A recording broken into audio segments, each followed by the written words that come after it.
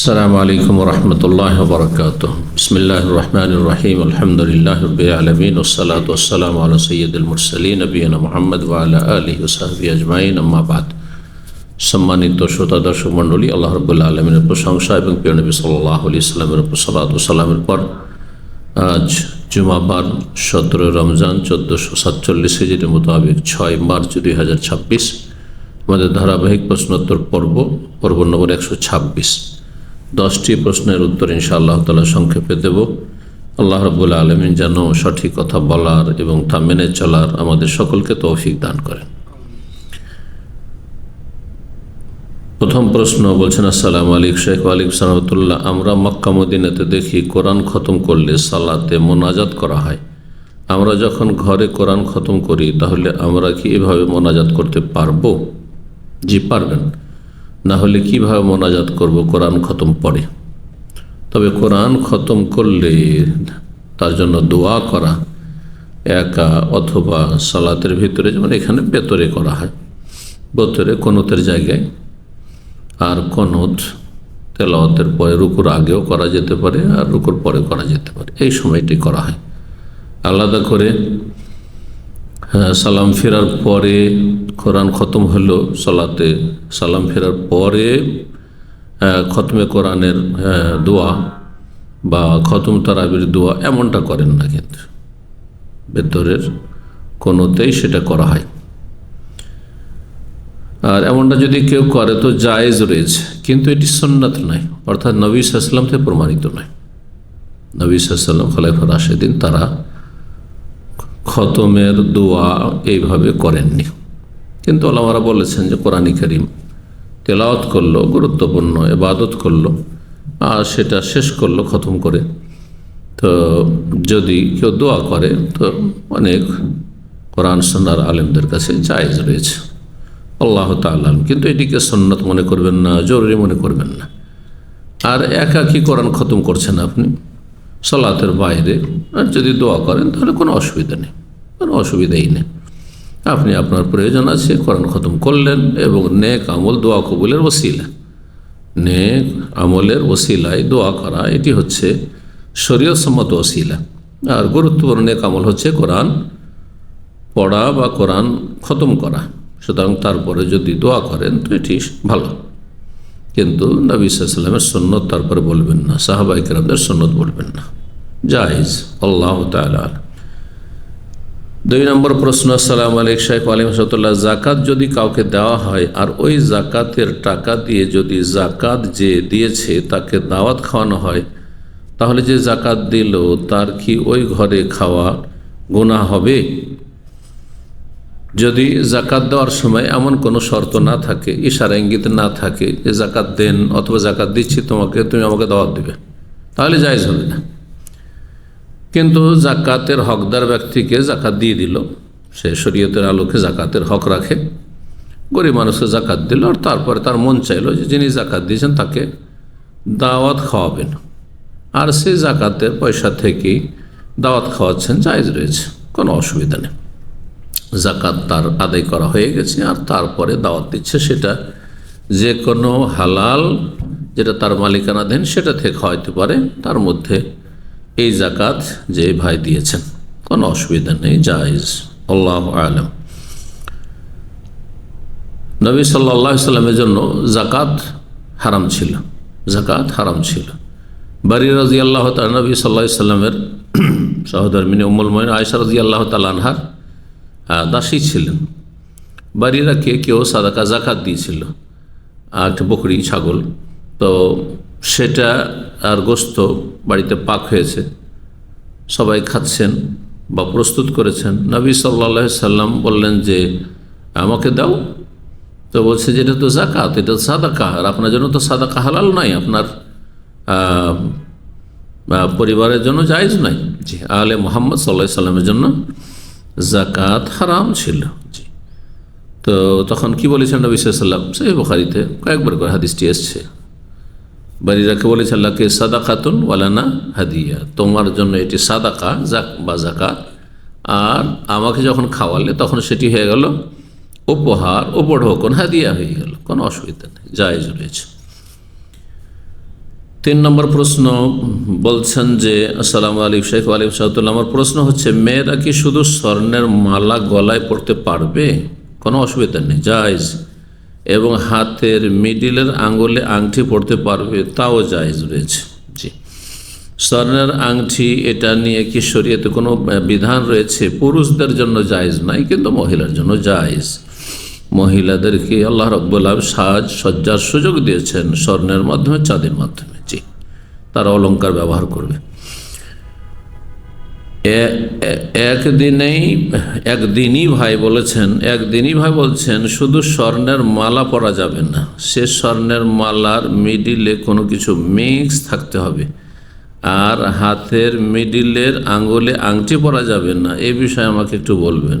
ভুল বলেছেন আসলে। এটা হয়তো উনি ওই যে আলবানী রাহেমাহুল্লাহর একটি বিরল ফতোয়া রয়েছে, সাজ ফতোয়া রয়েছে। হ্যাঁ, বড় বড় আলেমদেরও কিছু বিরল ফতোয়া রয়েছে যেগুলি সহি হাদিস মোতাবেক নয়, কিন্তু তাদের ইজতিহাদ বলছে যে সেটি সহি। তার মধ্যে একটি হচ্ছে যে আযহাবুল মুহাল্লাক, গোলাকার কোনো স্বর্ণ বা চাঁদির অলংকার পরা যাবে না।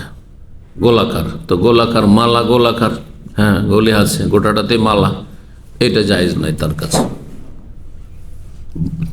তারপরে চুড়ি জায়েজ নাই, বালা জায়েজ নাই। হ্যাঁ, এইরকমই যদি পায়ের গোলাকার কোনো অলংকার থাকে, এগুলি একসঙ্গে ব্যবহার হয়তো খুব বেশি, জায়েজ নাই। এক কথায় গোলাকার অলংকার জায়েজ না। এমনকি এই যে ঘড়ির চেন যদি গোলাকার থাকে, সব দিক থেকে লাগানো থাকে, জায়েজ না। এই জন্য আলবানী রাহমাহুল্লাহর যারা অন্ধ মুকাল্লিদ এই ফতোয়াতেও তো, অথচ তার ইজতিহাদেরটি ভুল, তো তারা বেল্টওয়ালা ঘড়ি পরেন। হ্যাঁ, কিন্তু বা এটা খোলা গোলাকার এরকম পরেন না, চেন পরা তাদের কাছে এভাবে জায়েজ না। তো সেখান থেকে হয়তো এই ভাই বলেছে। আর আংটির ব্যাপারে হাতের আঙ্গুলে যে কোটাতে পরা যেতে পারে, অসুবিধা নেই। আল্লাহু তাআলা আলম। জি, তো 4 নম্বর প্রশ্ন বলছেন আসসালামু আলাইকুম শাইখ রাহমাতুল্লাহ, একজন বোন যার কোনো ইনকাম সোর্স নেই, তার স্বামী তার সোনার জাকাত দেন, তিনি কি তার মাকে জাকাত দিতে পারবেন? না, পারবেন না। মা বাবা দাদা দাদি ওপরে যতই যাবে জাকাত দিতে পারবে না। ছেলে মেয়েদের ছেলে মেয়েকে জাকাত দিতে পারবে না, হারাম জাকাত দাও, জাকাত তাদের হবে না। মাকে জাকাত দিবেন? বিয়ে হয়ে গেছে সেজন্য মাকে জাকাত খাওয়াবেন? আপনাকে বলবো যে আপনার মা যদি অভাবী থাকে তো আপনার অলংকার পরা জরুরি? হ্যাঁ, মোটেই জরুরি নয়। আপনার যে গয়না রয়েছে সে গয়না বিক্রি করে মাকে দিয়ে দিন, সে গয়না বিক্রি করে দিয়ে দেন, বা গয়না দিয়ে দেন, বিক্রি করে সে সংসার চালান। জি, আপনি মায়ের গর্ভে 10 মাস থেকেছেন, সে রাখতে পেরেছে, আর আপনি অলংকার দিতে পারছেন না আপনি মাকে, আপনি টাকা পয়সা দিতে পারছেন না মা বাবাকে, কেমন মুসলিম আপনি? আল্লাহ হেদায়েত দান করুন। জি, মা বাবাকে জাকাত দেওয়া হারাম। জি, কাবিরা গুনাহ, এবং জাকাত আদায় হবে না। জি, 5 নম্বর প্রশ্ন বলছেন আসসালামু আলাইকুম শেখ ওয়ালাইকুম সালাম, বর্তমানে নেশাব পরিমাণ বাংলা টাকা কত, রূপা হিসাবে কত, আর সোনার হিসাবে কত?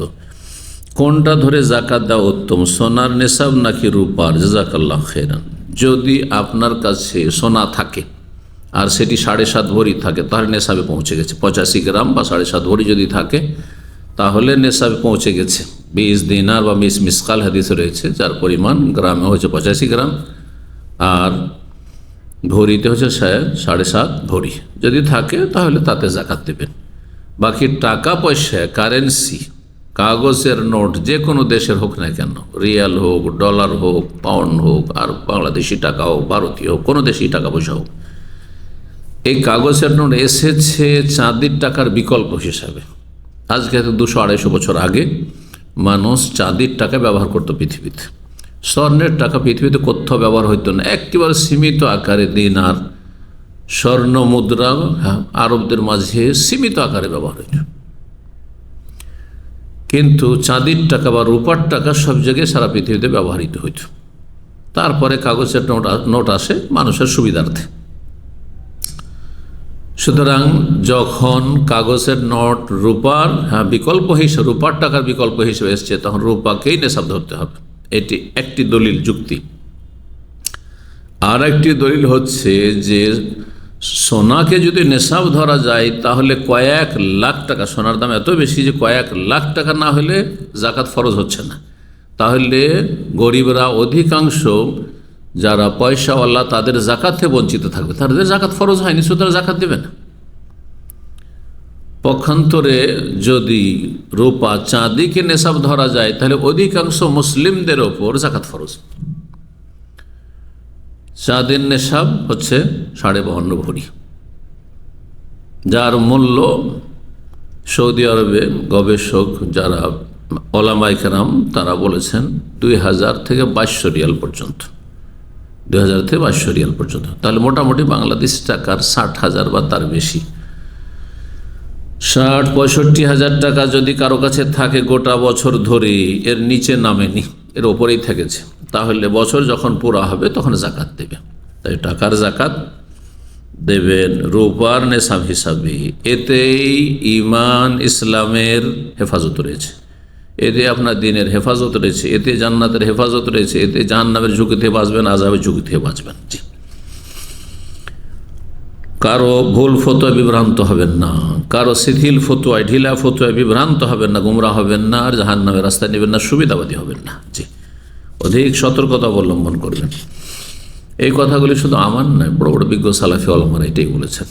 আল্লামা শেখ সফিউর রহমান মুবারকপুর রাহিমাহুল্লাহ, তার সম্পাদনায় একটি পত্রিকা বের হতো জামিয়া সালিফা বেনারস থেকে, মুহাদ্দিস পত্রিকা। তাদের বিস্তারিত একসময় আমরা যখন ছাত্র ছিলাম তখন একটি আর্টিকেল এসেছিল, যে কথাগুলি বললাম সেগুলি সে আর্টিকেলই সার কথা। এভাবে আরও বড় বড় ওলামায়ে কেরামদের ফতোয়া এটি রয়েছে। জি, যে টাকার ক্ষেত্রে রূপার নেশাব ধরতে হবে। জি, 6 নম্বর প্রশ্ন বলছেন, আসসালামু আলাইকুম শাইখ আলহামদুলিল্লাহ, আমাদের আত্মীয় স্বজন এরা শিরকি, বেদাতি আকিদা মানহাজের এবং প্রকাশ্য পাপ করে।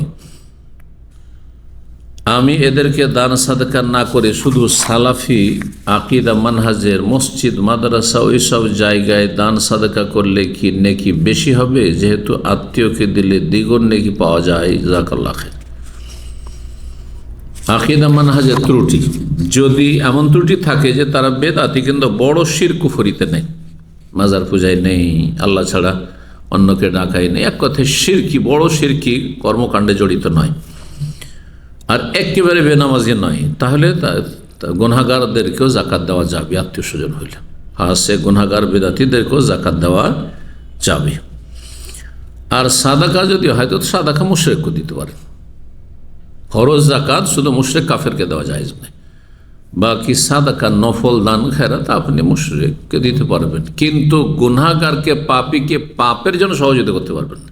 যেমন কেউ মাজারে যাবে আর ওকে আপনি সাদাকা দিচ্ছেন, তো আপনার টাকা দিয়ে যদি মাজারে যায়, বিড়ি সিগারেট খায়, জর্দা খায়, আর তাকে টাকা দিচ্ছেন, আর তা দিয়ে জর্দা কিনে আর বিড়ি সিগারেট কিনে খাচ্ছে, তাহলে জায়েজ নয়। তাকে মদখোর, আর সে মদ খাবে আপনার সাদাকার পয়সায়, তাহলে তাকে সাদাকা করা জায়েজ না।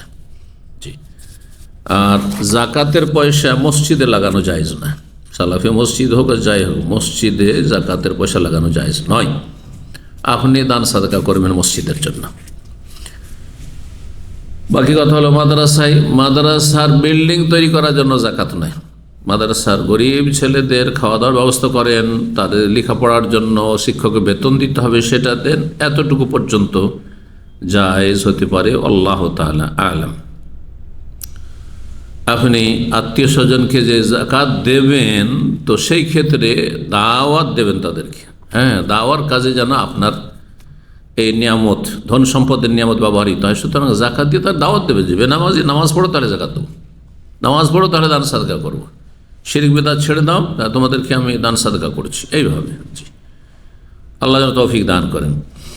7 নম্বর প্রশ্ন বলছেন, আসসালামু আলাইকুম শাইখ আলহামদুলিল্লাহ, এক ভাই জাকাতের টাকা দিয়ে লাইব্রেরি করতে চাচ্ছে, নিজে জ্ঞান অর্জন করতে চাচ্ছে এবং সাধারণ মানুষ এখান থেকে জ্ঞান অর্জন করবে। শেখ, জাকাতের টাকা দিয়ে কি লাইব্রেরি করা যাবে? প্রথম কথা, নিজের পার্সোনাল লাইব্রেরি করবে, আর নিজের জাকাতের পয়সা দিয়ে হারাম। এটি আপনার স্বার্থে, আপনার ঘরোয়া লাইব্রেরি বা আপনি নিজে একটা লাইব্রেরি করেছেন, আপনার মালিকানাধীন, তাহলে সেটি আপনার। হ্যাঁ, সুতরাং সেখানে কি করে জাকাত দেবেন? মোটেই জায়েজ নাই। কোনো মাদ্রাসার যদি লাইব্রেরি হয়, হ্যাঁ, যে সেখানে গরিব ছেলেরা লেখাপড়া করবে, যাদের কাছে কিতাব কেনার পয়সা নেই, তারা সেসব কিতাবাদিতে উপকৃত হবে, হ্যাঁ, সমাজের গরিব মানুষরা সেখান থেকে উপকৃত হবে, তাহলে সে বিষয়টিতে ইখতলাফ থাকতে পারে। একদল বলছেন এই কাজের জন্য যাকাত নয়, কারণ এটা কোন খাতে ফেলবেন? 8টি খাতের কোরআনে কারিমের সূরা তওবার আয়াত নম্বর 60 রয়েছে, ফি সাবিলিল্লাহ, আল্লাহর রাস্তা। ফি সাবিলিল্লাহ বলতে আসলে জিহাদ, আর না হলে দাওয়া ইলাল্লাহ, আল্লাহর দিনের দাওয়াত। অল্প কিছু আলেমরা বলেছেন দাওয়া ইলাল্লাহর কাজে বর্তমান যুগ খরচ করা যাবে, অধিকাংশ আলেমরা বলছেন না, দাওয়া ইলাল্লাহর কাজে খরচ করা যাবে না, এই যাকাতের টাকা আপনার সাদকা দিয়ে করতে হবে। সুতরাং এখানে আপনাকে সতর্কতা অবলম্বন করতে হবে। আর পার্সোনাল নিজের লাইব্রেরি হলে সেখানে যাকাতের টাকা দেওয়া যায় না। আপনার নিজের টাকা পয়সা দিয়ে অথবা দিনী ভাইরা যারা জ্ঞান অর্জন করবে তারা নিজের দান সাদকা করবে, আর আপনি লাইব্রেরি তৈরি করুন। আল্লাহ রাব্বুল আলামিন যেন হারাম থেকে বেঁচে থাকার তৌফিক দান করেন, যাকাত যথাযথ স্থানে যেন আল্লাহ রাব্বুল ব্যয় করার তৌফিক দান করেন। 8 নম্বর প্রশ্ন বলছেন, আসসালামু আলাইকুম শাইখ ওয়া আলাইকুম সালাম, কেউ যদি মাজারে গিয়ে সন্তান কামনা করে তাহলে তৌহিদ নষ্ট হবে? তৌহিদ পুরোই নষ্ট হবে, ঈমান ইসলাম সব নষ্ট হয়ে যাবে। যেই ব্যক্তি মাজারে গিয়ে সন্তান চাইলো, সে আল্লাহ ছাড়া অন্যের কাছে চাইলো, সে মুশরিক হয়ে গেল। কোরআনে কারিমে আল্লাহ তাকে সবচেয়ে বেশি অধম বলেছেন, ওমান আযাল্লু মিম্মান ইয়াদউ মিন দুনিল্লাহ, ওর চাইতে বেশি অধম, পথভ্রষ্ট, অন্ধকারে গোমরাহ কে আছে? জান্নাতের রাস্তা হারানো ব্যক্তি আর কে হইতে পারে ওর চাইতে বেশি? যেই ব্যক্তি ইয়াদউ মিন দুনিয়া, আল্লাহকে বাদ দিয়ে অন্যকে ডাকে, বাবা গো আমাকে সন্তান দাও, বাবাকে আমার রোগ ভালো করো, এই করো, মনের কামনা বাসনা পূরণ করো। আল্লাহ ছাড়া অন্যকে যে ডাকে সে সবচেয়ে বেশি নিকৃষ্ট অধম, আল্লাহ বলছে। আর এমন কাউকে ডাকে মাল্লা ইয়াস্তাজিবু লাহু ইলা ইয়াউমিল কিয়ামা, এই মৃতদেরকে ডাকে যারা কবরে চলে গেছে। আরে জীবিত হইলেও তো এক গ্লাস পানি দিতে পারে, একটা বোতল পানি দিতে পারে থাকলে। অসাধারণ ক্ষেত্রে জীবিতকেও ডাকা যাবে না, আর মৃত ব্যক্তির জন্য সবই তো অসাধারণ। ও তো নিজে নড়াচড়া করতে পারে না, নিজের গা থেকে মাছি তাড়াতে পারবে না, নিজে কবর থেকে নিজে উঠতে পারবে না, আল্লাহ না উঠালে কথা বলতে পারেন না। আল্লাহ ইস্তাজিবু লাহু, তার ডাকে সাড়া দিতে পারে না তারা, ইলা ইয়াউমিল কিয়ামত পর্যন্ত, যেদিন কিয়ামতে হাসর উঠবে তখন আল্লাহ প্রাণ দান করবেন। তার আগ পর্যন্ত কোনো ব্যক্তি যারা দুনিয়া থেকে চলে গেছে তাদেরকে নবী বলেন আর ওলি বলেন আর পীরে কামেল বলেন, যাই বলেন না কেন, ডাকে সাড়া দিতে পারবেন। আল্লাহ বলছেন ওহমন দুআইহি গাফিলুন, ডাকে সাড়া দিতে পারবেন না, কিন্তু হয়তো টের পাচ্ছে, ভাবতে পারেন, হয়তো জানতে পারছে যে আপনি তাকে ডাকছেন, চাইছেন তার কাছে। না, আল্লাহ বলছেন ওহম আন দুআইহিম গাফিলুন, এরা যে এই মূর্খগুলো, মুশরিকগুলো তাদেরকে ডাকছে, বাবাকে সন্তান দাও, বাবাকে রোগ ভালো করো, এটা করো সেটা করো, এতে থেকে উদাসীন, খবরই নেই, বেখবর। ও জানেই না যে কি হচ্ছে না হচ্ছে। আমার মৌজারকে পাকা, আমার কবরকে পাকা করা হয়েছে, আমার কবরে চাদর চড়ানো হয়েছে, আর কবরের গম্বুজ তৈরি করা হয়েছে, আর লোকেরা ওরস লাগাচ্ছে, আর আমার কাছে চাইছে, কিছুই জানে না। ওয়াইদা হুশিরান নাস, আর মানুষের যেদিন হাসর হবে, হাসরের মাঠে নিয়ে আসা হবে, কানু লাহুম আদাআন, যারা এই ভিক্ষা করেছিল, সন্তান ভিক্ষা করেছিল, চেয়েছিল বাবাগো সন্তান দাও, বাবাগো রোগ ভালো করো, বাবাগো এটা দাও সেটা দাও, বালা মুসিবত দূর করো, এদের শত্রু, কানু লাহুম আদা, শত্রু হয়ে যাবে। এই যাদেরকে পীর ওলি অমুক তমুক বলছেন, এমনকি নবী রসুলকেও কেউ যদি ডাকে মাদাদ ইয়া রাসূলুল্লাহ, শত্রু হয়ে যাবে, দোস্ত থাকবে না যে আমাকে ডেকেছিল আমার ভক্ত, তো তার একটু উপকার করি। ওয়া কানু বিইবাদাতি কাফিরিন, আর তারা যে এই ইবাদত, দোয়া কাল্লা ইবাদত বললেন এখানে, তারা যে তাদেরকে ডেকেছিল আর ডেকে তাদের পূজা করেছিল, সেটাকে অস্বীকার করবে যে আল্লাহ জানতামও না আর বলিও নি করতে। এরা গায়ের জোরে করেছে, আমি মারা গেছি, আমি কি জানি যে আমার পূজা হচ্ছে, কি জানি যে আমাকে সেজদা হচ্ছে, কি জানি যে আমার কবরের তওয়াফ হচ্ছে, কি জানি যে আমার কাছে চাওয়া হচ্ছে। ওয়া কানু বিইবাদাতি কাফিরিন, আল্লাহ বুঝার তৌফিক দান করেন। সূরা আহকাফের আয়াত। জি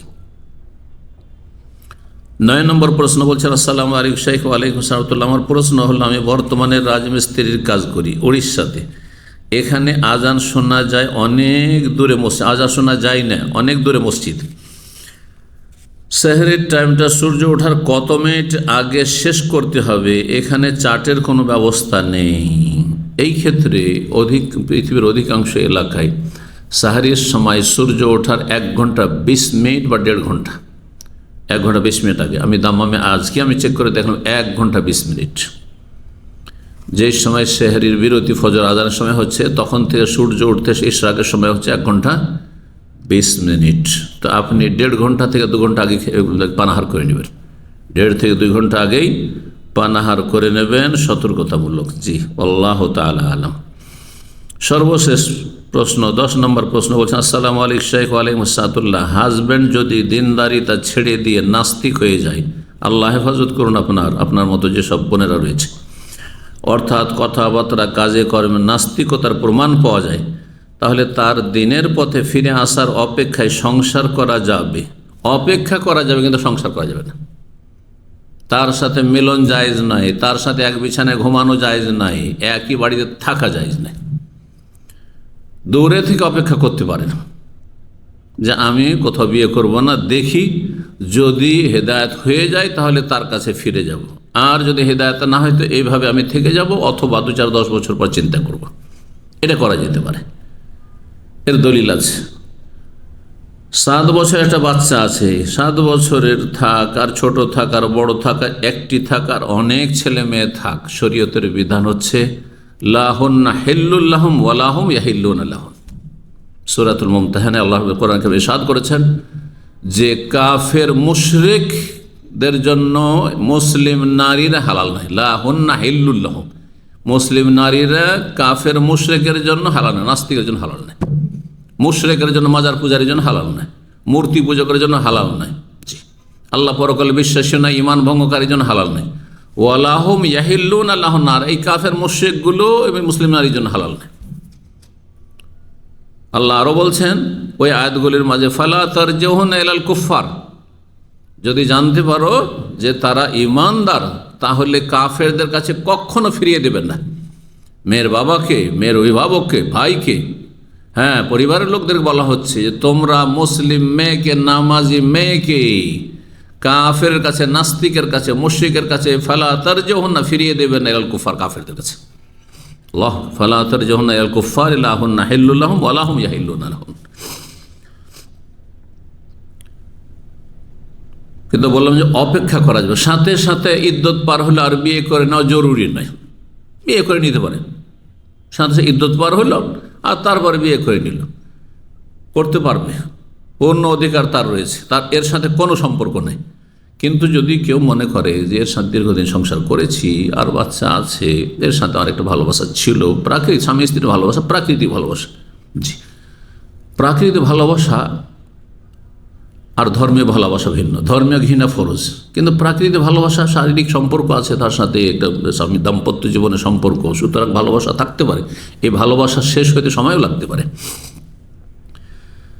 তো এই ক্ষেত্রে অপেক্ষা করবেন, এর দলিল কি? এর দলিল হচ্ছে নবী সাল্লাল্লাহু আলাইহি সাল্লামের বড় মেয়ে জাইনাব রাদিয়াল্লাহু তাআলা আনহা, যখন আল্লাহ সূরা মুমতাহানা নাযিল করে কাফের সাথে সংসার করাকে হারাম করে দিলেন, আর তার স্বামী আবুল আস বিন রবি খালাতো ভাই ছিল, স্বামী ছিল, সে কট্টর গোঁড়া আপনার কাফের মুশরিক ছিল মক্কার।